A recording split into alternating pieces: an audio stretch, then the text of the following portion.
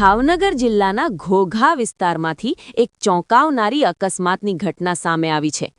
ઘોઘા નજીક આવેલ સોનારિયા તળાવ પાસે એક ભયંકર માર્ગ અકસ્માત સર્જાયો હતો, જેમાં 3 લોકોને ગંભીર ઈજાઓ પહોંચી છે. માહિતી અનુસાર ભાવનગર તરફથી કુડા ગામ તરફ જઈ રહેલા 2 વ્હીલર બાઇક ચાલકને રસ્તામાં અચાનક રોજડું ભટકાતા આ અકસ્માત સર્જાયો હતો. અચાનક આવેલા આ અવરોધને કારણે બાઇકનો કાબુ ગુમાવી દેવાતા જોરદાર અથડામણ થઈ હતી. આ ઘટનામાં કુડા ગામના રહેવાસી રણછોડભાઈ માવજીભાઈ ચૌહાણ, લાભુબેન રણછોડભાઈ ચૌહાણ અને જમકુબેન શરદભાઈ બારૈયા આ ત્રણેય વ્યક્તિઓને ગંભીર ઈજાઓ પહોંચી છે. અકસ્માતમાં ઈજાગ્રસ્તોને તાત્કાલિક 108 એમ્બ્યુલન્સ દ્વારા ઘોઘા CHC હોસ્પિટલ ખાતે ખસેડવામાં આવ્યા હતા, જ્યાં પ્રાથમિક સારવાર આપ્યા બાદ વધુ સારવારની જરૂર જણાતા ત્રણેય ઈજાગ્રસ્તોને તરત જ ભાવનગરની હોસ્પિટલમાં રિફર કરવામાં આવ્યા હતા.